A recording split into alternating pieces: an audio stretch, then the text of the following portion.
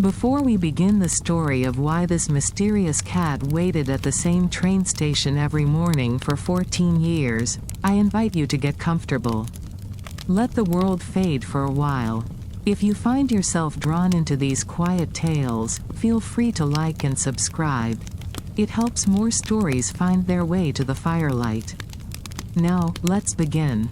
They say he came with the wind. Not the loud kind that howls through gutters or rattles old shutters, no, quieter than that. Like a breath exhaled by the earth itself. One morning he wasn't there, and the next he simply was. Sitting on the edge of platform 2 like he'd been waiting forever. The first to notice him was Louisa. It was the second Tuesday in March, the air still soft with spring frost. The 8:15 commuter train hissed its usual arrival, and Louisa clutched her backpack tightly, balancing her thermos on the bench beside her. She was 16 that year, fresh-faced and tired, cheeks blotched from the walk down the hill. She sat, and beside her, without any sound or warning, was the cat. He was ginger, not orange, not tawny, ginger, like candlelight through closed eyelids. His coat was smooth but not clean. There were narrow smudges of dirt on his legs, and his left ear had a folded edge, as though pressed by time or trouble. Louisa stiffened. She had no particular love for cats. But this one didn't move, didn't seem to notice her in the least. He just sat, tail curled neatly around his paws, watching the gravel edge of the platform as the train hissed and lurched forward. Was he waiting? She reached into her paper lunch bag, peanut butter and jelly, her third this week, and tore a corner of the sandwich. She offered it gently, arm outstretched. He turned his head toward her, very slowly, and blinked. Once. Long and deliberate. But he didn't take the food. He didn't sniff it. He simply looked at her, calmly, knowingly, then returned his gaze to the tracks. The whistle blew. The train pulled away. Louisa blinked once more, and he was gone. The next morning, he was there again. Same place. Same time. Sitting stone still with the same unfazed hush of presence. Not clingy, not stray-like. Just, rooted. Louisa didn't offer food this time. She just sat beside him and watched the rails with him, breath frosting in the cool morning air. By the third morning, he was waiting before she arrived. By the end of that week, others on the platform had noticed. Mrs. Harrell, from the flower shop, brought a handful of salmon scraps wrapped in waxed paper. He sniffed them, walked away. Thomas, the night janitor, tried milk in a saucer. Untouched by the next morning. No collar. No markings of ownership. No meow, no purr. Just presence. Like weather. Like something old that had returned for reasons no one quite understood. He seems to be waiting for someone, said Mrs. Harrell. Or something, Louisa replied. The whispers began. Is he lost? Is he a ghost? Was he left behind? He never begged. He never accepted food. But he was always there. Always at 8:15. Always on time. A week after his first appearance, someone left a small fleece square near the edge of the bench.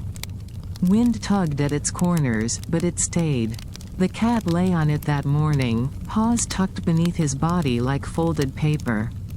Louisa didn't touch him, but she stayed longer that day, missing her regular seat on the train.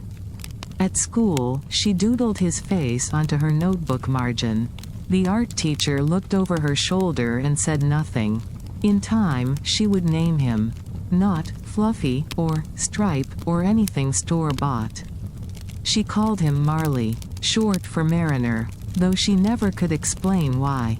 By his second week on the platform, Marley had become impossible to ignore. The townsfolk, so accustomed to their rhythms and routines, found themselves glancing first at the bench, not the train. If he was there, all was as it should be. If he wasn't, on the rare morning he arrived a minute late, a hush fell over the platform like a misplaced note in a song.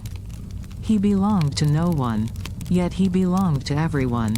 In the mornings, he kept sentry at the station, nose to the breeze, unbothered by the passing trains and shuffling feet. After the 8:15 departed, he'd vanish, not from the town, only from sight. Mr. Carson from the bakery swore Marley appeared outside his shop each morning at 9:03, just as the first baguettes came out steaming. He'd sit near the door, never begging, but the smell of fresh bread was enough to make anyone feel at peace. Mrs. Olmsted, the retired librarian, reported spotting him curled beneath a reading chair around noon, always in the children's corner. He never made a sound, but one boy once claimed he heard humming when he sat nearby. Kindergarten teachers began noticing him escorting the littlest students along the sidewalk each afternoon. Not beside them exactly, ahead, like a gentle guide who always knew the safest route. He was seen at the park at dusk, lounging under the bench where the chess players sat grumbling. One of them left sardines on Sundays. Marley never touched them. When the evening bells rang from the church tower at 7, Marley would be gone again.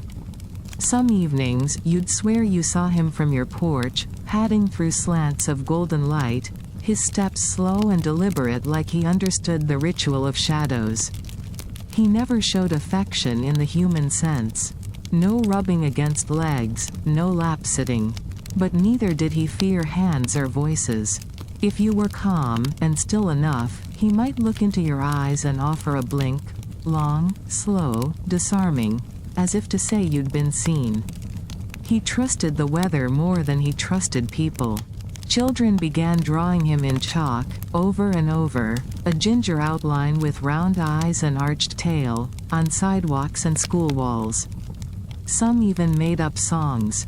Simple ones, looping rhymes that floated in the playground air like nursery myths. He waits and he watches. He never forgets. A cat with no collar. But everyone's pet. One weekend, the local grocery store posted a flyer on its bulletin board. A crude sketch, clearly done by a child, was pinned beside it. The flyer read, "If you're leaving milk out for Marley, please don't, he doesn't drink it. He just likes to sit." At the pharmacy, someone made a small sign for the shelf, "Marley Friendly Zone." It didn't have a purpose, but nobody questioned it. The Morning Whisker, a tiny cafe near Main and Olive, added a new espresso drink, ginger cinnamon, caramel drizzle. Drawn in the foam, a cat face, two pointed ears, a lazy smile.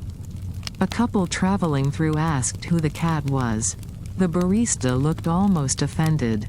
"That's Marley," she said, as if that explained everything. And somehow, it did. No one could remember precisely when the whole town had agreed he belonged. It was as if he'd always been part of it, like the ivy on the red brick bank or the statue in Fountain Park. Woven into the space without needing permission. It even reached the paper. On a slow news Tuesday, a reporter filled half a column, "The cat who wouldn't miss the train." There was a photo of him, sitting, stone still, framed by dawn mist and empty platform. Conductors began to recognize him. Some would nod as the train passed. Others lifted a gloved hand in greeting. One swore the cat blinked in reply. A rumor floated around the station. If Marley didn't show up one morning, it meant something bad was going to happen. A flat tire, a missed connection, an argument you weren't ready for. So the people watched him as much as he watched the tracks, not for entertainment but reassurance. He was a clock, a guardian, a poem no one had written down. And in the quiet moments, when the wind shifted and the light played tricks on the ground, it felt like he wasn't just theirs. It felt like he was something older. Something returned. The headline was small, buried near the crossword and post-snow cleanup notices. "The cat who wouldn't miss the 8:15. It should have been easy to skip. But the photo said otherwise. Marley, sitting in perfect profile, tail curled, the early light painting a halo around his fur. He looked almost sculpted. Within days, the clipping was taped to the bakery window. Then the florist's. Then the library's front desk. A cafe added it to their bulletin board with a handwritten underline, "Our most punctual citizen." By the next week, more drawings appeared. Watercolors pinned to refrigerators, crayon renderings taped inside school lockers. Marley had slipped beyond familiarity. He was now part of the town's story. Children started bringing treats in their backpacks. Bits of roast chicken, slices of ham curled in napkins. He ignored every offering, but he never missed a morning. Not once. Conductors began watching for him at platform 2, sometimes slowing slightly as they passed. One trainee waved by routine, then jumped in surprise when the cat blinked slowly in return. Over time, it became custom. A silent exchange. Train to platform, cat to engine. No ticket, no bag, just watching. Mr. Hansley, the barber, began arriving a few minutes early to sip coffee near the window, hoping for a glimpse. He once said it steadied his heartbeat, seeing Marley before starting the day. He wasn't the only one. The Morning Whisker began advertising a discount. Bring a Marley sighting, get 10% off. No proof required, just say you saw him. It made people smile. That was enough. Somewhere along the way, someone painted a portrait. Acrylic on wood, Marley, gaze locked on the horizon, a single train track behind him like a line of ink never finished. It was hung above the post office drop box. No fanfare, no explanation, just there, like everything else about him. Tourists started to ask questions. Weekenders with cameras, trying to catch a snapshot for social feeds. Usually, Marley declined. He had a way of disappearing behind flower carts or under benches just before the shutter clicked. But if he stayed, that was considered luck. Children took to whispering secrets to him. Dreams, wishes, apologies only a cat could keep safe. And sometimes, small things changed. One boy swore his missing backpack came home the next day, cleaner than when it left. A girl said her stutter eased overnight. Perhaps Marley had nothing to do with it. But the belief ran deeper than proof. Over time, his presence became a quiet barometer of the town's heart. If Marley was pacing, people slowed their steps. If he turned away from the tracks, they looked over their shoulders. If he stayed past the second ray of sun, someone would inevitably call the power company to check for outages. On quiet evenings, when the shops had dimmed and porch lights blinked on, Marley would sometimes be seen strolling past the war memorial. He never lingered, but older veterans began saluting him softly, just in case. Perhaps he was not there for that. Or perhaps he was always there for everything. All anyone knew was, if Marley wasn't at the station, something had shifted. And if he was? Then the world, for just a moment, sat squarely in its frame. They never knew how he knew. It was a Thursday evening, late October, and the town sky simmered with ash-colored clouds. The wind pressed harder than usual along the storefronts, pushing leaves and the scent of cinnamon from the bakery out into the streets. Marley was seen earlier that day, as always, 8:15 sharp, seated like a sentry on the platform. But later, just before dusk, he was spotted again, this time in front of the bakery door. He didn't sit. He paced, slow and rigid, his tail twitching with every step. Up the sidewalk and back. Again, again. His ears flattened once, briefly, before standing tall. The wind picked up, and Marley let out a low sound, not quite a meow, more like a warning barely formed. A note of disquiet. Becca, the florist's apprentice, passed by on her way to her bike. She slowed as Marley's form swerved suddenly in front of her. He stood between her and the bakery, unmoving. She'd never seen him like that. He turned his head toward her. And though she didn't understand it, she reached into her coat and pulled out her phone. She dialed the fire chief's number, her uncle, without knowing why. "There's nothing wrong," she said when he picked up, her voice unsure. "But Marley's upset. I think you should check the bakery." There was a pause on the line. Then a sigh she didn't expect. "He's done this before," her uncle said. 2 years ago, right before the library roof caved in. Within 10 minutes, the street was awash in lights. The fire truck parked outside with cautious ease. The crew inspected the alley, then the storage room. Checked the oven gauges. At first, all seemed normal. Then one of them caught the scent. Faint. Burnt sugar at first, and then something sharper. Melting plastic. The compressor in the rear freezer had overloaded. Hot coils against old wood. Seconds away from sparking a chain the building wouldn't survive. The crew moved quickly. Circuit breakers flipped. Foam deployed into darkness long before the flames could follow. No damage. Just smoke and shamefaced gratitude. "You shouldn't know this," muttered one of the younger firefighters, squatting next to Marley hours later. The cat didn't flinch. Their eyes met, and the man blinked first. Word spread before dawn. By morning, the bakery's window bore a new chalk sign, "Thank you, Marley." Someone drew a tiny helmet beside it, atop 2 pointed ears. People came to see if he'd returned to the scene, but Marley was gone from Main Street. Except for the early crew at the station, no one could say when he'd slipped away. Back at Platform 2, he was there by 8:14. Fur untouched by soot. Watching the track. Calm and still again. Trains whistled. People murmured. And Becca, now dubbed Marley's messenger, began feeling a little strange walking anywhere without looking over her shoulder for him. That afternoon, Thomas, the janitor, slid a narrow cardboard box toward the bakery wall. Inside, powdered donuts and a note on lined paper, "Thank you.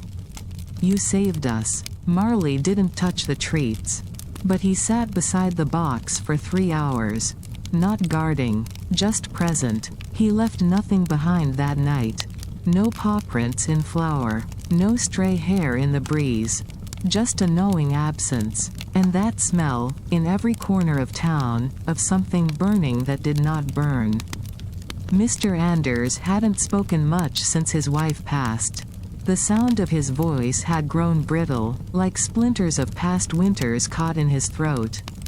He no longer joined Sunday services or lingered by the market stalls. He simply sat, on his porch, in his rocker, wool blanket across his knees, gaze stitched to the horizon as though waiting for someone who no longer came. Then Marley began visiting. Not at first. Not in any grand way. It was subtle, like most things with him. One afternoon, he appeared at the foot of Anders's steps. Sat there, silent, then gone. The next day, the same. Always after the noon heat. Always when Anders was alone. At first, the old man didn't move. Didn't speak. Just regarded the cat out of the corner of his eye, one brow slightly raised as if waiting for a punchline. Marley didn't offer one. By the end of that week, a new rhythm had formed, rocker creaking, tail flicking gently in tandem. An odd sort of duet. Neighbors began to notice. "He lets him sit that close?" asked Mrs. Ellery from across the street. Her husband nodded. "Anders hasn't let anyone on that porch in months," he replied. Then came the walks. No one could say who started them. Some afternoons, the pair could be seen along the gravel loop near the churchyard, Mr. Anders in his motorized chair, Marley padding faithfully beside him. When the chair slowed, so did the cat. When Anders stopped, Marley sat, tail brushing the gravel as though time itself could be swept aside. They never touched, never required ceremony, but something unmistakable flowed between them. There was one instance, brief, unnoticed by many, when it rained unexpectedly. A soft drizzle, barely enough to wet the petals on the dogwood trees. Still, Marley stepped up onto the porch, shook out his fur, and sat directly against the old man's leg. Anders startled. Then, moved by something not even he could name, laid a hand gently on the cat's back. Just once. Breath held, then released. The next day, he spoke. Not a sentence, not a speech. Just a single, "thank you," as Marley arrived at the porch steps. The cat paused, as if weighing the words, then blinked slowly. That winter was sharp and early. The frost came before the leaves could fully turn, catching the town off guard. Pipes stuttered. Trees bent under quiet weight. Anders's house remained lit, fire flickering inside the hearth.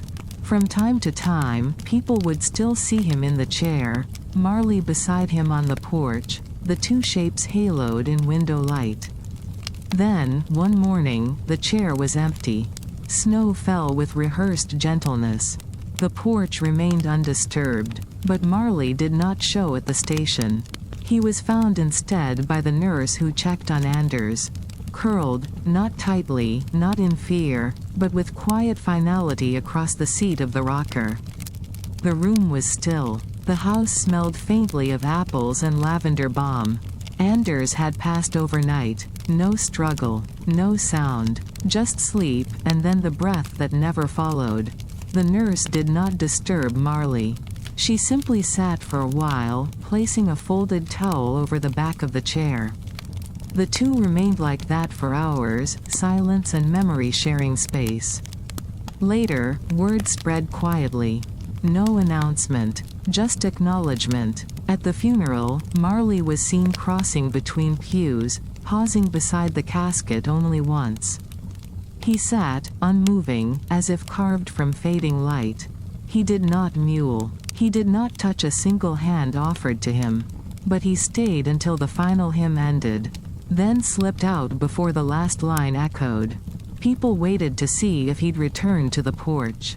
He never did, but something of him lingered, the imprint on the rocker cushion, the small fur left behind on a woolen shawl. And if you walked past on a snowy afternoon, you might feel it. Something not quite wind, not quite shadow. A presence that once was grief and had now become comfort. The snow had started early that year, thick, dry flakes drifting like sifted sugar through the bare branches of the town. The sky hung low, the kind of pale gray that seems to hush even the bells above the chapel. School had let out early, buses delayed, and parents moved briskly through drifting sidewalks. By 4 o'clock, whispers began. A child, Sophie Jensen, age 6, was missing. She had left day camp with a group of classmates but never made it home. Her bright red mittens were found by the stop sign near the woods. Panic sidled into the town like fog. Search parties emerged. Flashlights danced through skeletal trees. Shovels scraped faint boot prints from the surface of snow.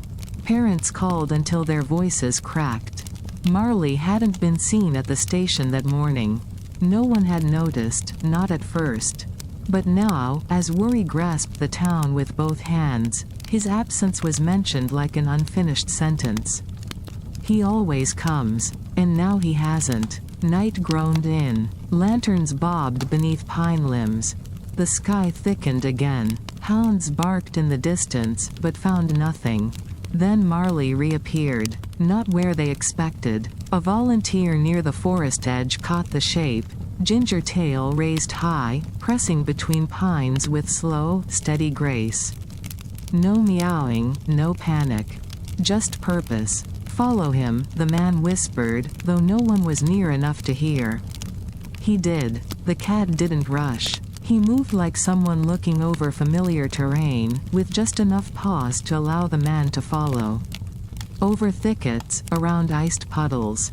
Into a small grove. There, at the base of an old cedar, Sophie. Not crying. Barely awake. curled into herself beside a mound of mud and fir needles. Her coat was unzipped, frost crusted tiny diamonds into her scarf. But she was alive, barely, her lips blue, hands rigid. But she blinked at Marley as if waking from a dream. Within moments, others were called in. Blankets, rushed footsteps. Her father's voice cracked mid-prayer as he cradled her. She clung, not to him first, but to the cat. Kitty came. That was all she said. For 3 days, the news swelled beyond the hills. Local headlines dubbed him the Guardian of the Grove. Reporters came, cameras hungry. One crew set up before sunrise hoping to capture him in full morning light. Marley vanished again. 2 days, then 3. Just as whispers began to fill with fear, he reappeared, on top the library's returned book bin, gaze tuned outward, tail still. No interviews, no statement, just Marley, as always. Watching. Sophie recovered. She spoke again, sparingly, with wide eyes and slow sentences. When asked why she didn't cross the road or call for help, she always said, "I was waiting for him." The child showed no fear of snow now. She drew pictures of Marley in winter forests, beside owls, against stars, always glowing just slightly. He had no medical training. No GPS tracker. Just pause, instinct, and that quiet knowing none could name. But from that day forward, if a child went missing, they didn't just call for help. They waited to see where Marley would go first. They arrived slowly at first, just a few weekenders, cameras around their necks, stumbling off the Saturday train looking curious but polite. "Is this where the cat waits?" one woman asked the station clerk. He didn't answer at first, just pointed with his chin toward platform 2. Marley was there, as always, tail curled neatly, eyes half closed against the breeze. They took photos. Marley did not move. By midsummer, stories had spread farther than anyone expected. A small travel blog ran a post called "The Cat That Runs the Train Schedule," and a local paper from 2 towns over reprinted it. The article was short, mostly quotes from townsfolk who offered gentle testimonies. "He doesn't belong to us," said the librarian. "And yet somehow, he does," added the pharmacist. Then came the tourists. Families with children who pointed eagerly. Teenagers trying to coax a pose with softly whistled noises. One girl knelt down with a tuna treat stretched out on her palm. Marley blinked at her, then turned away with a swish of tail that made the crowd laugh. He was never unkind, just particular. Lucky were the ones he approached. Rarer still those he brushed against. A finger traced down his back was rumor-level magic, believed to bring good sleep or calm tempers. Shops picked up the theme. The town's general store added a shelf labeled "Marley's Nook," with cat-shaped mugs and ginger fur-colored scarves. Someone minted enamel pins. Marley staring at invisible trains, ears perked like signal flags. A furniture artisan carved his likeness into a bench near the park. No plaque, just the silent approval of passing children who climbed beside the wooden form and whispered secrets to his wooden ears. The Morning Whisker Cafe sold out daily of their Marley mocha, espresso with nutmeg and swirling cream, topped with a cinnamon cat face. The barista grinned every time someone asked if the cat ever visited. Only on Thursdays, when the sun hits just so, she'd say with a wink. One afternoon, a sharply dressed woman from Seattle tried to coax him into a carrier. She brought a plush bed and the scent of lavender hand lotion. "He could live with me," she said aloud, smiling as though the decision had already been made. "I have a sunroom." Someone watching gasped. Within moments, a small crowd gathered, not angry, but unsettled. 2 shopkeepers shuffled closer. A teenager stepped between her and Marley. The moment passed without incident. The woman left in embarrassment, her lavender scent trailing. Marley never acknowledged her. It became understood. You may visit him. You may sit. You may watch. But possession was not an option. He belonged to the town, not because they claimed him, but because he chose to stay. That summer, chalk drawings multiplied, Marley curled in windowsills, Marley beneath constellations. One drawing showed him winged, guarding the train station with soft-eyed resolve. Some children swore they saw him in two places at once. He was at the fountain and on Main Street, a boy insisted. Maybe, his mother whispered, not correcting him. Or maybe he just walks fast. By August, someone set a donation box by the bench at Platform 2. In crooked marker, the words, "For Marley's Fish Fund, he won't eat them, but it feels nice trying." Even tourists dropped coins, smiling. Marley never changed. He kept to his own rhythm. He greeted the dawn, watched the trains, patrolled his usual haunts. When the stage was set for too many eyes, he vanished. Cloud-patched days often found only pawprints left swirled into the dust at the platform. But he always came back. Not for the cameras, not even for the chicken scraps wrapped carefully in napkins. He came back because this was his place, and every whisper of wonder only settled him deeper into the heart of it. Eventually, the town stopped wondering what brought the people in. They already knew. And Marley, with his hush and his mystery and his perfect morning seat, remained exactly as he had always been, real, unreal, and entirely theirs. It started with the rain. Early autumn, third year. The sky had sagged all morning with the promise of a storm, and by late afternoon, it delivered, not wild and loud, but steady and relentless. Cold water tumbled from the eaves, pooled in gutters, and pulled the last dry leaves from the trees. Marley was there at 8:15 that morning. He sat as always, unmoved by the rain gently slicking his fur. Passengers hurried past him in coats and boots. He didn't move, didn't blink, just watched the tracks, entirely still. By 8:20, he was gone. No one thought much of it. He had his ways, they said. Let the cat be. The storm, however, did not let up. By evening, the river began edging its banks. Low fields became mirrors. Basement pumps kicked in. Power flickered in waves across Main and Elm. Roads were closed near the South Valley. The town tucked itself in early. And Marley did not return. Not to the bakery. Not to the reading corner of the library at noon. Not to the post office or chess bench or even Platform 2. People waited. The absence felt strange, sharper than before.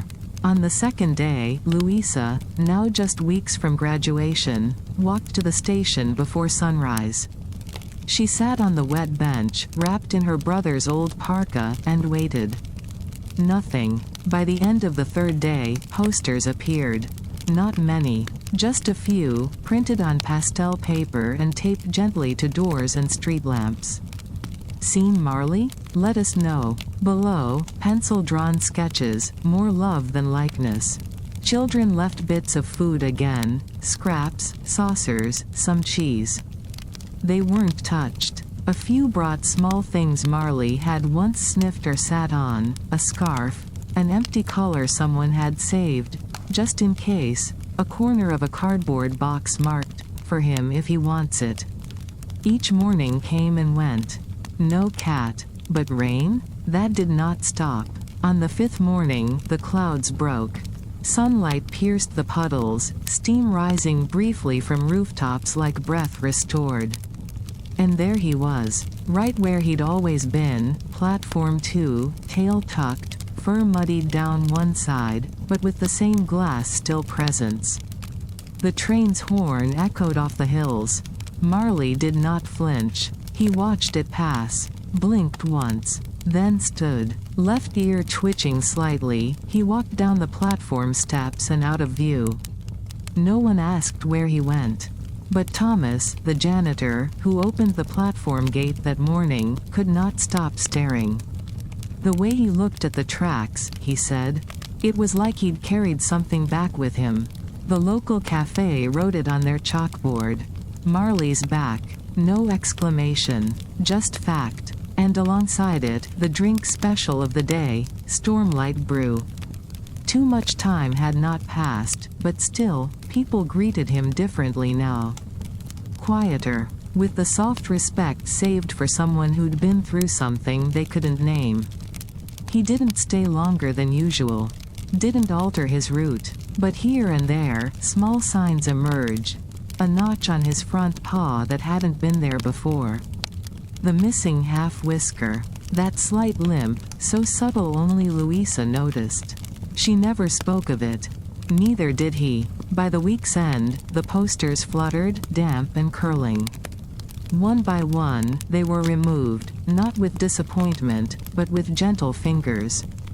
He was back. And everything else, whatever it had been, belonged to the rain. Grace moved into the old blue house on Maple Street the spring after her husband passed. No one said much about her at first. She came quiet, boxes one at a time, unpacked with the speed of someone not in any rush to settle, but not trying to leave, either. Her yard was wild with daffodils by May. Children called it the paper garden, because the blooms bobbed like crumpled tissue in the breeze. Grace was 73, a watercolorist by trade, not famous, not anonymous. Just ordinary enough to be overlooked. Until Marley noticed her. He appeared at her side porch one morning as she opened the screen to shake out a rug. She nearly stepped on him, then froze, rug forgotten, as he blinked up at her. He sat, not seeking entry, just proximity. She didn't speak, but something in her fingertips twitched. The next morning, he returned. Same position, same timing, just as the sun topped the porch rail. Grace brought out a stool, placed her tea on its worn seat, and sat beside him. She said nothing. He said less. But the next day, she brought her sketchbook. It began that way, lines at first. Curves capturing his posture, forehead angles and tail arrangements with gentle charcoal. Over the weeks, the pages stacked with versions of Marley. Eyes closed, ears up, back arched like a question. Neighbors noticed. Thought she'd stopped drawing, said one. She hadn't. She just needed the right figure, came the quiet reply.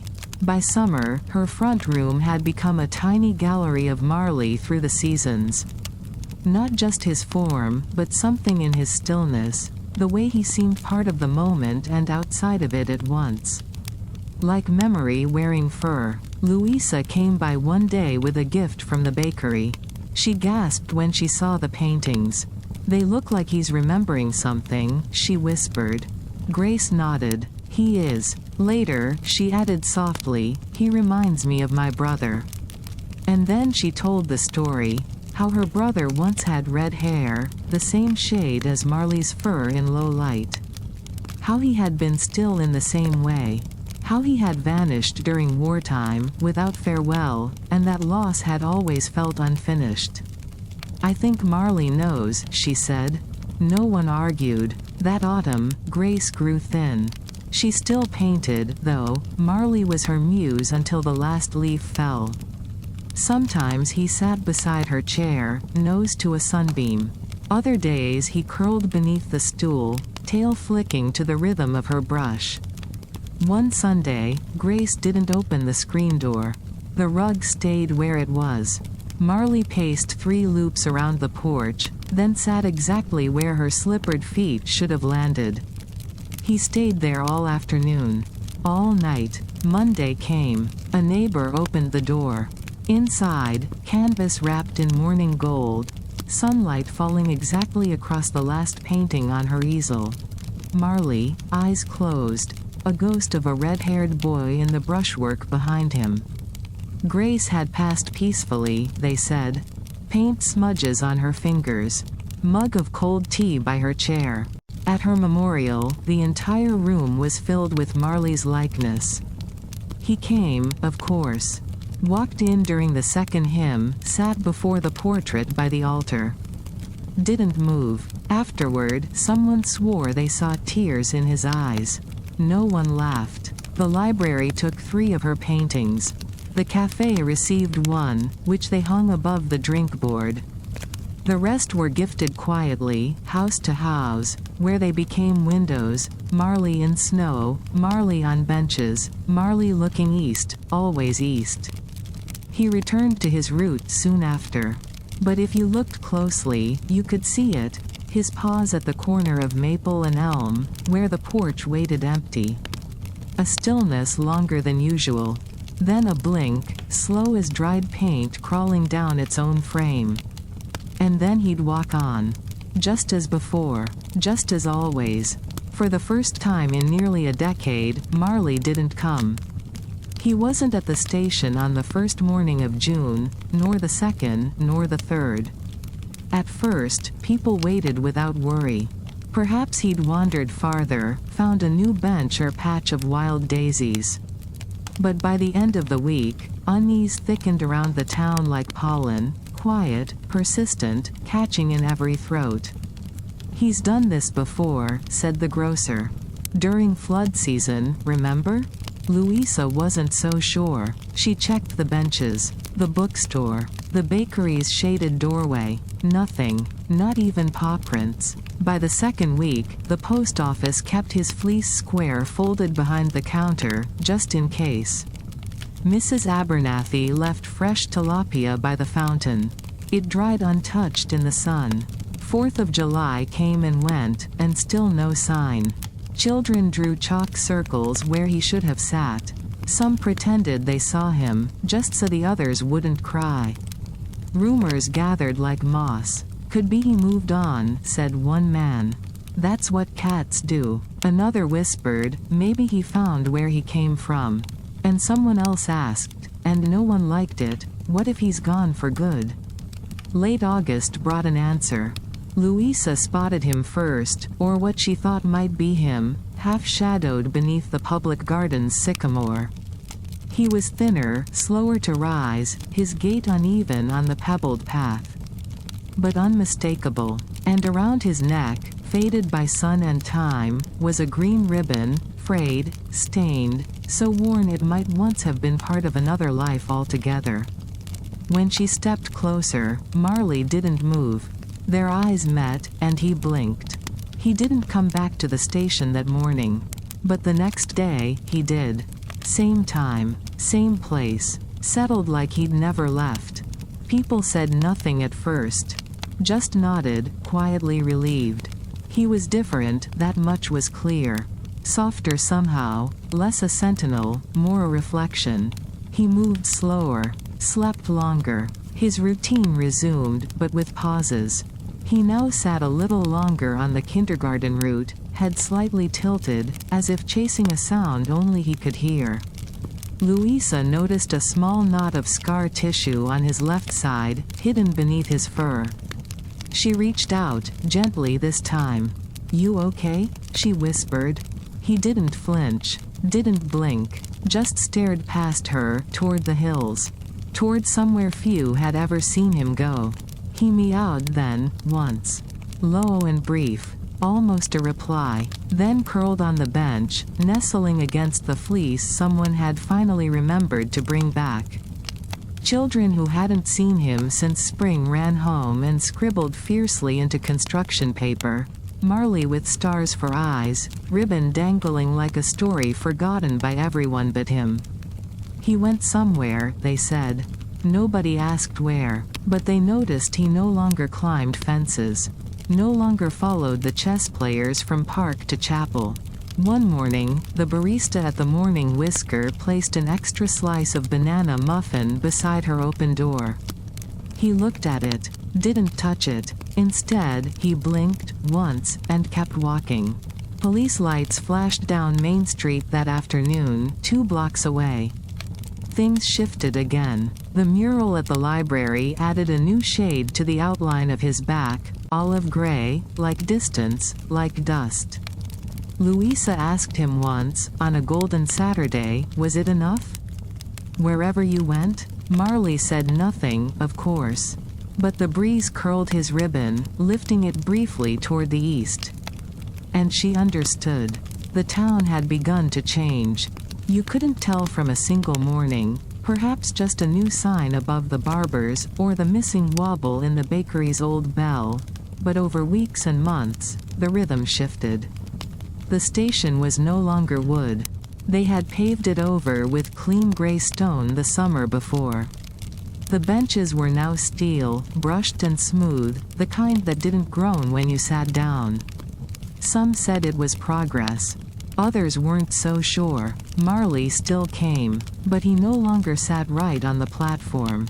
Instead, he began pausing just short of it, by the maple where the edge of the old gravel once began. Each morning, he watched from that spot, tail curled carefully around his side. Is he avoiding the new benches? One teenager asked. No, said Mrs. Olmsted quietly. He's remembering where the old ones used to be. The train still came at 8:15, and Marley never missed it. But now his eyes drifted farther, beyond the tracks, to the hills and the breaks in skyline where new buildings were creeping up. Families moved in, the florists retired, the bakery changed owners, swapped out apple turnovers for cherry lattices. Marley sniffed one once, then walked on.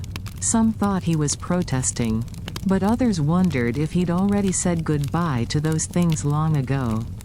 New children didn't know the full story. They saw a ginger cat watching the train and waved. Marley, if in a forgiving mood, blinked once. If not, he turned his head gently aside. The kindergarten still loved him, though some teachers began to caution, don't crowd him. He's older now, and he was. The fur on his chest had begun to silver. His walk favored one leg in the cold. Louisa visited less these days, her college hours strict, her commute shortened by a car now, but Marley noticed when she came. He didn't move when she sat beside him, her bag slumped on the grass. They didn't talk, but the silence was full. Some changes Marley accepted, others he only watched. The mural at the library faded, colors leached by sun. The town debated repainting, modernizing. But a child's note tapped to the corner read, "Please keep him the same. This is how I remember my grandma." So they left it. The statue discussion came in spring.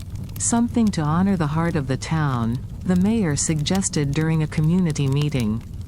A place to sit, maybe a plaque. They didn't name him outright, but everyone knew. Marley wasn't there that night. But the draft design pinned on the wall featured a small cat, carved in profile. When they asked Louisa if she would contribute a few words, she wrote 5. He showed up, and stayed. Back at the station, the morning light now hit differently, angled through new glass dividers instead of weaving past creaky wooden slats. Crows gathered where robins once perched. Vending machines blinked quietly in corners. But still, Marley came. Not every day, but often enough. He watched, quietly enduring. More than once, someone from town would offer to carry him closer to the tracks, to the new bench meant for waiting. But he'd gently step away, choosing the worn patch of grass instead. Perhaps he preferred what memory kept. Or perhaps something in him feared that sitting in a new place would mean the passing of the old. One Saturday, a boy climbed the metal railing and tried to perch beside him. Marley didn't move, until the child reached out haphazardly, and the cat stepped back, not out of fear, but from something older, something reserved. Later, the child's mother knelt beside him. "You have to wait," she whispered. "He comes near when you're still. Not when you chase." The boy frowned, but nodded. The week after, he came early. Sat quiet, hands in his lap. Marley brushed past him, soft as dusk. No one said a word. Because by now, everyone understood. While faces changed and everything else bent into the coming years, Marley remained. A pawprint in dust. A hush in motion. A memory seated just left of center, watching the future arrive, always from the safest distance. He always came early on Tuesdays. That was the first thing people noticed. While Marley usually arrived close to the 8:15 train, on Tuesdays he was already there, sometimes by 7:50, even earlier in the winter months. Sitting in his usual place, tail curled, eyes half-lidded as if waiting for someone long overdue. The second thing they noticed was the boy. He didn't speak, never had, according to his mother. Not in the traditional sense. But he made sounds, soft hums, long drawn-out vowels that drifted like music muffled by water. His name was Jonah, 7 years old, dark hair, deep gray eyes like the river before rain. He started coming to the station that spring. At first, he stood behind the bench. Distant, watching Marley silently, fingers working absent loops into the hem of his coat sleeve. Some mornings he wouldn't stay long, just observe, then slip away without word or glance. But Marley noticed. The cat never approached, never turned his eyes directly toward Jonah. But he began showing up earlier, holding still longer, shifting just once, just enough, to allow more space on the bench. Jonah came closer. By the second week, he sat at the far edge. Quiet, motionless, humming barely under breath. Marley kept his distance, but his ears tilted, angling with the sound. No one interfered. The station crew knew well enough not to. One fog-heavy morning, the sound changed. Jonah's hum turned melodic, a rising and falling echo of something unnameable. And in the middle of it, Marley made a sound back, not a meow, not quite. More like a throat-clearing sigh. Low, gentle, deliberate. Jonah flinched, then settled. From that day forward, they were never apart on Tuesdays. He sat. Marley watched him, or the tracks, or nothing. And sometimes they both looked nowhere at all. Jonah's mother began coming too, standing at the edge of the waiting area, hands clenched in her sleeves. Always silent. One day, a Tuesday like all the rest, something shifted. As the 8:15 train drew near, Jonah reached out. Not a full stretch. Just a hand, palm open, resting near Marley's paw without touching. And Marley, without looking, blinked once, then allowed his tail to gently loop across the boy's fingers. A single line of contact. Something loosened in the air. His mother did not cry, not at first. But the look on her face, brows mirrored in disbelief and soft wonder, was more than words. That evening, at dinner, according to her quiet retelling, Jonah whispered something. She said it wasn't loud, more breath than voice, but clear enough to make her sit bolt upright, fork still halfway to her mouth. He'd said, "Good cat." Just that. By the end of the month, Jonah came every morning, not just Tuesdays. He still said very little, but he hummed more. Drew pictures, laughed, sometimes, in a way that felt like the sky breaking open. People noticed. The platform attendants began to nod at him as they swept the morning leaves. Teachers remarked that he now sang with the group, or at least mouthed along. Still, Marley never followed him, never visited his street. Their bond belonged to the platform alone. Some said Jonah was healing. Others murmured that maybe Marley had always known which child needed silence and which needed sound, and somehow managed to give both. No one asked why it was Tuesdays. But if you were there, early, fog-laced, you might see it. The boy, humming like the engine of a train that hadn't yet arrived. And the cat, still as memory, waiting beside him for a language older than words. Winter came softly that year, but it stayed longer than anyone expected. The snow arrived in size, gentle and dry, collecting on porch rails and filling old footprints in the park. The days kept themselves at arm's length, stretched gray and pale, like a page left blank and waiting. Marley was still there, still on platform 2, still watching the 8:15. But quieter now, more than usual. His jumps had shortened, less arc, more calculation. The climb onto the station bench, once smooth as breath, now required pause and consideration. Sometimes he gave up and sat below instead. That didn't feel wrong, just different. Mrs. Olmsted began bringing him warm broth in a ceramic cup with little cat faces painted on the rim. He didn't drink much of it, but he always sniffed once, then blinked at her like a thank you. The town adapted. Someone strung a row of thermal lights under the overhang where he liked to sit, small, white bulbs that gave off a halo of warmth without startling. Another added a windscreen on the side bench, built from leftover plexiglass and affection. And then, one Tuesday, a box appeared. It was narrow, shallow, with an open front and a roof angled just enough to deny sleet. Inside, 2 layers of blue flannel folded into a neat square. A blanket embroidered at the edge. M. No note. Just that one letter, sewn in dark gray thread. The box was placed between the heater duct and the bench leg, the most sheltered spot on the platform.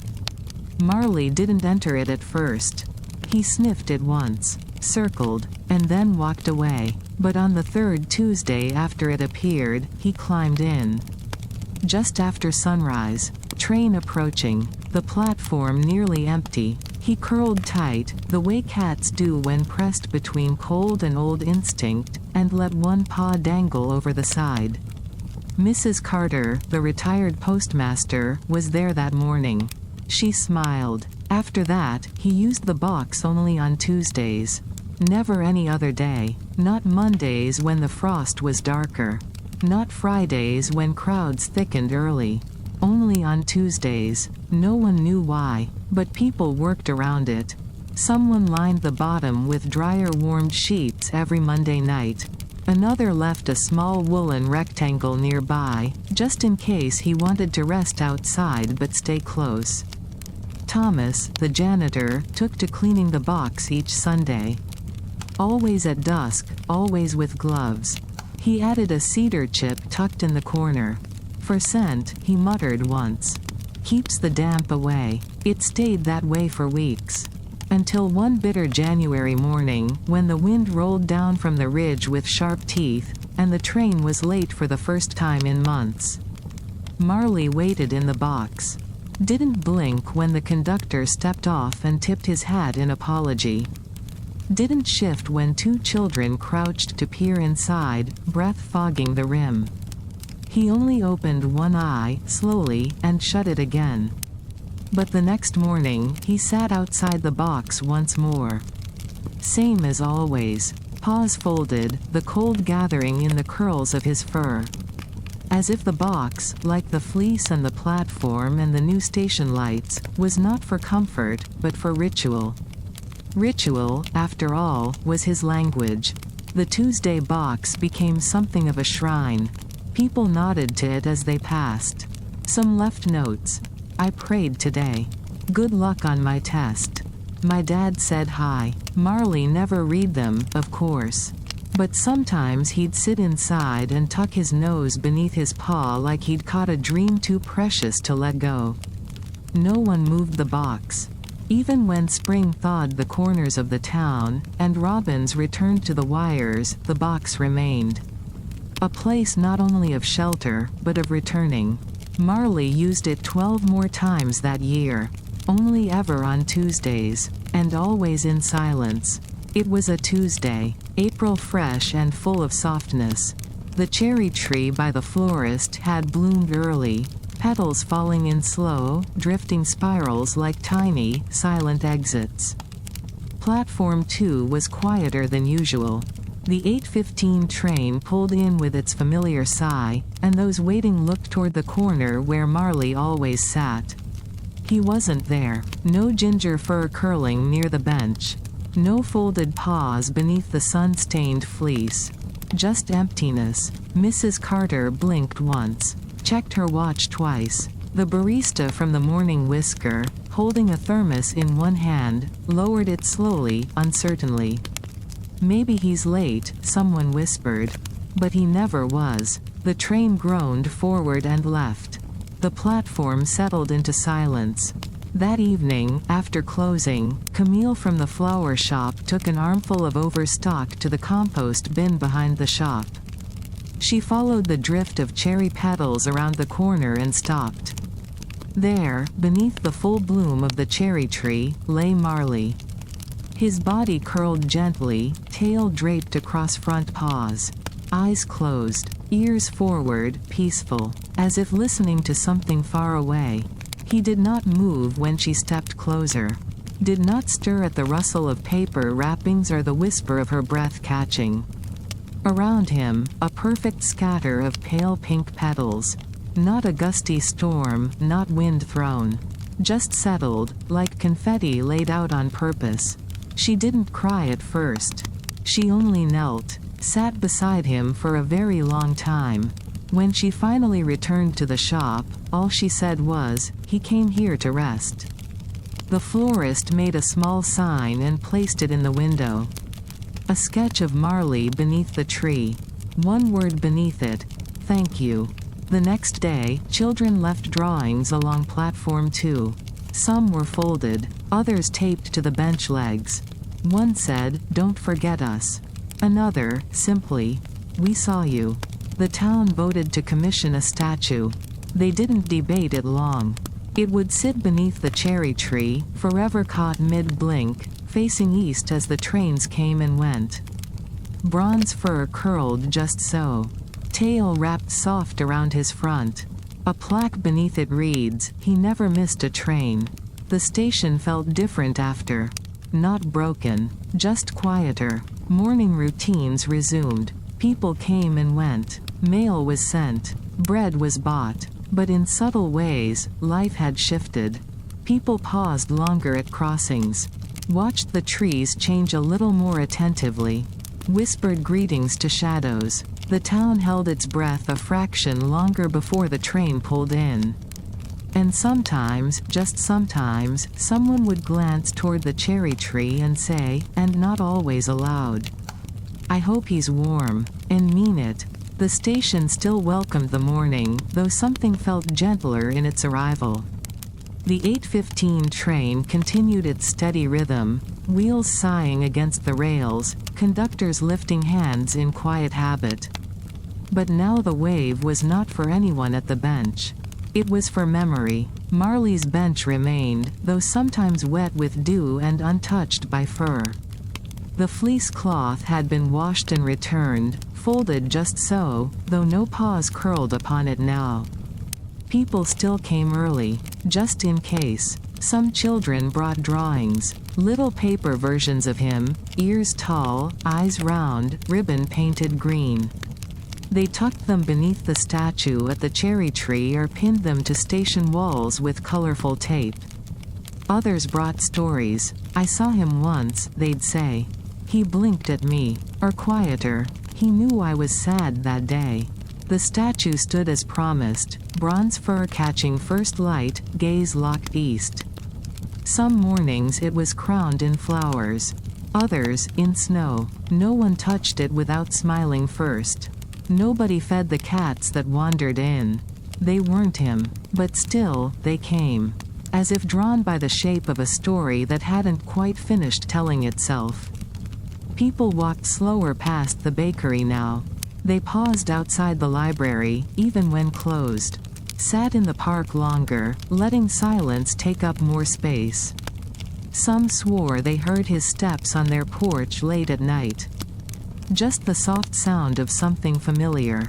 Wind, perhaps. Or something closer. Children whispered that he was around, not in the way of coats and claws, but in feelings they didn't have names for. Calm. Safe. Like seeing the same sky 2 days in a row. One boy sat at platform 2 every morning for a week after the statue was raised. Said he wanted to hum for Marley. He did, then left a note under the bench. "I miss you, but it's okay." Mrs. Olmsted painted her final watercolor that spring. It showed only pawprints in morning frost. She titled it, "Still Here." A postcard of it was pinned to the station's corkboard, faded at the corners. Trains never stopped for him. But they slowed now, just a little. Conductors leaned gently into the curve of the turn. Passengers stared out the window, eyes catching on the cherry tree, the statue, the quiet. A rhythm had formed, not of cat and platform, but of memory and place.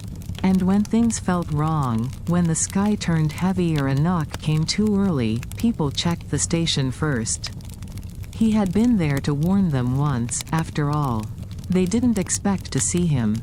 Not really. But some mornings, especially in fog or snow, a shape curled on the bench blurred just long enough to believe. Some nights, the fleece was wrinkled from nothing, as if something warm had laid there and risen just before dawn. The town no longer left fish or milk. They left silence, and the space for a moment when everything feels just exactly as it should. That was the gift he gave them. And it stayed. Some mornings, especially the fog-wrapped ones, there were whispers. Children, eyes wide and fingers curled in mittened hands, pointed toward platform 2 and said things their parents didn't know how to answer. "There he is. Do you see him?" And sometimes, just for a breath, the shape was there. A low curve of ginger fur. A tail flicking through veil-thin mist. Then gone. Conductors, half joking but never quite smiling, told stories of feline sightings near the edge of the platform. Always fleeting, always still, none caught in photos, but more than one train slowed by instinct, as if some silent agreement held between steel and shadow. At the post office, the old fleece stayed folded behind the counter. No one used it, but no one put it away either. On rainy afternoons, Jonah still walked to the station. He never said much, now taller than before, his humming less frequent, but still present. He'd nod toward the statue and sit for a while, sometimes sketching quietly in a lined notebook he didn't share with anyone. "Dream practice," he said, when asked. Louisa came home from college less often, but she visited the cherry tree every time. Climbed the hill in the early morning when the streetlights were just starting to blink off, and drizzle still clung to the fences. She'd sit on the grass, touch the bronze paw, and whisper hello. That winter, a thin child wrapped in a coat 2 sizes too big left a single sardine in an open tin by the bench.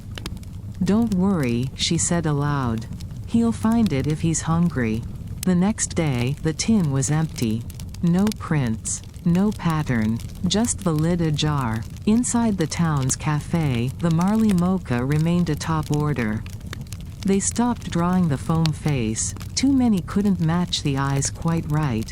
But a sticker of him was added to every cup. A small reminder. A glance caught with both hands. Pattern became ritual. People tipped their hats toward nothing. Left gaps beside them on the bench. Waited an extra moment before boarding. Out of habit, they'd say. But they knew it was more. Sometimes, in dreams, he returned. One elderly woman described it perfectly. "I opened the door, and there he was. Sitting like always, but the dream smelled like warm fur and cold stone." She didn't tell her children. Only the librarian, who nodded. Spring brought cherry blossoms early. Again, they fell like soft breath on the statue's bronze back. One landed against the eye and stayed long enough to look like a blink. The florist smiled at it and said nothing. Because no one needed proof. Not anymore. His paw prints weren't meant to stay pressed in the mud. They'd been placed somewhere else, less visible, more lasting. A hum in passing trains. A hush between footsteps. A comfort that echoed longer than sound. And though no one had seen him proper since that last morning, they believed. He wasn't gone. Not really. Only softened into the places he once loved. Became the memory that watched the town as it breathed. Still on time. Still watching. Still there. They don't talk about him much anymore. Not because they've forgotten, but because they no longer need to explain. In the quiet corners of town, his memory moves like air, soft, expected, everywhere. A child passing the cherry tree will glance up and nod, though no one is there. A teenager waiting for the 8:15 will shift to the side, leaving just enough space on the bench. Sometimes, tourists ask about the statue. The old station master only smiles. He kept time, is all he says. In the library, a paw-shaped stamp now marks donated books.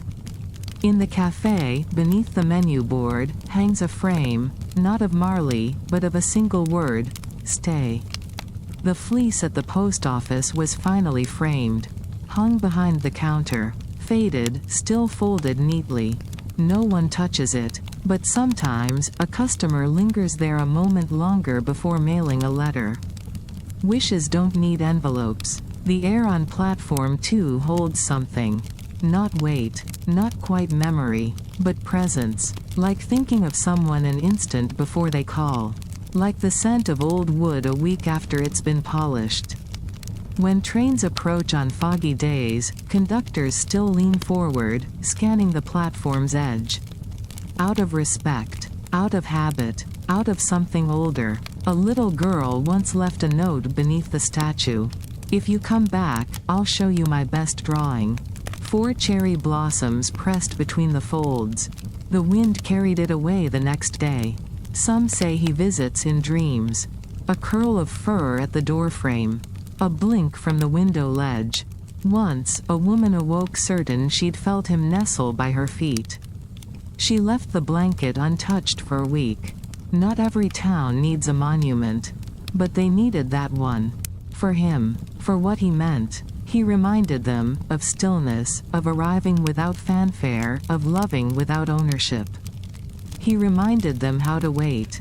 And when to stop waiting. When plans change or hearts falter, someone always says it. If Marley were here. But they don't need him to be. He is. In the rhythm of the train. In the hush just before morning. In the space people still leave, just in case. Some say he was never a cat at all. That he was a whisper the town needed. A shadow of comfort, given form. The soul of stillness wrapped up in fur and ritual. Others say he was simply a cat. A very good cat. Either way, his story didn't end beneath the cherry blossoms. Not really. Because stories like his don't close like books. They continue, not through pages, but in people. In the way Thomas still stops by the station early, long after his janitor vest faded.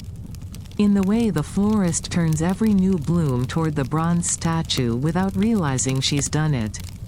In the way some children press small treasures, buttons, string, soft stones, into the crook beneath the statue's paw, whispering, keep it safe. No one questions them. The rhythm remains. The train arrives. People shift, wait, step aboard. But they do so gentler now. With more silence between their sentences.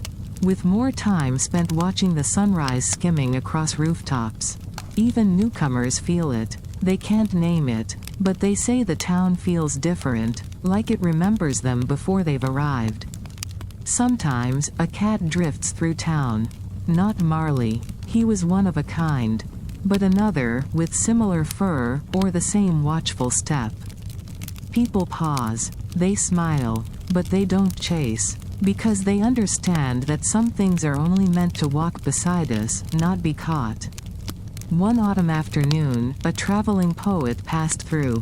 Sat by the bench a while. Watched the trains. Then pressed a notebook page beneath the statue. Someone later unfolded it and read. There are places on earth shaped like paws. Soft, hollowed by waiting. This is one. It's still there. Weather faded now. corners curled, but no one takes it down. They know Marley wouldn't mind. They know he's still around, not as shadow or ghost, not exactly. But in the timing of leaves that fall quiet. In the space left in conversations. In the pause people take before hurrying on. He is not seen, but he is felt. Still watching, still here. They said spring arrived early that year. Not with the riot of petals or the sudden brightness that usually marked it, but with quiet warmth. Like a deep breath after a long silence. It rolled in gently, painting corners of sidewalks with moss, setting trees to hum soft green at their edges. The cherry tree by the station bloomed again, as it always had, in its time, in its way. People walked a little slower then, as if afraid that moving too fast might shake something loose, something they weren't ready to forget. The statue still stood at the edge of platform 2.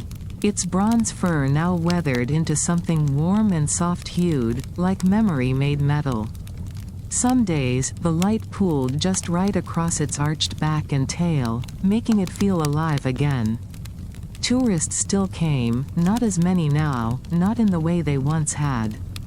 But sometimes you'd see a child pause in front of the statue, look into its eyes, and tilt their head, as if waiting for something only they could hear.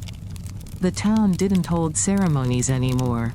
No flyers, no specials, but Marley's name lingered, in conversations, in rhythms, in the pause between bells. One afternoon, Mrs. Olmsted sat near the statue, her cane resting against her chair, a notebook folded in her lap.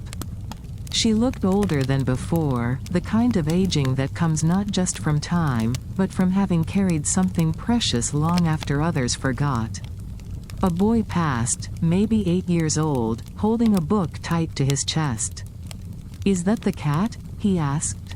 Mrs. Olmsted turned, slow and sure. "That's Marley," she said. "Did he live here? He belonged here." The boy seemed to understand.